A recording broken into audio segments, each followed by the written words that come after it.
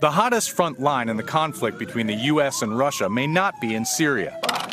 It's a war of words over what's fact, real news, not fake news, and what's fiction. Roll FM music 4, camera 1. The American combatants, Roll 12. battling in a tiny part of the U.S. government that tries to call out Russian misinformation. The Russians are engaging in information warfare. They're telling lies, and we're confronting them toe-to-toe with fact-based, truthful, professional journalism.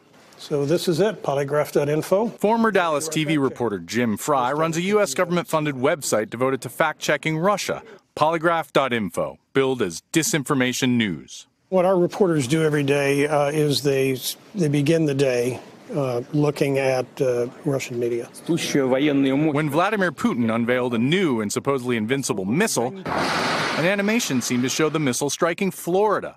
The Kremlin denied that, but we fact-checked that, and we showed a map of Florida and what they were showing. It was pretty obvious to any viewer.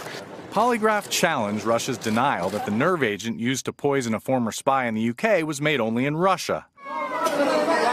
It also challenged Russia's assertion that no chemical attack took place this month in Syria.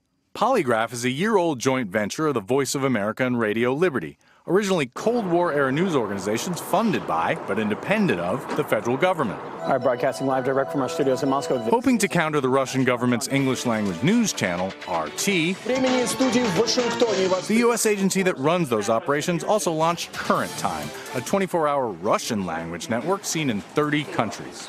The channel is overseen by Irina Van Duzen, who got her journalism degree in Moscow and grew up surrounded by Soviet disinformation.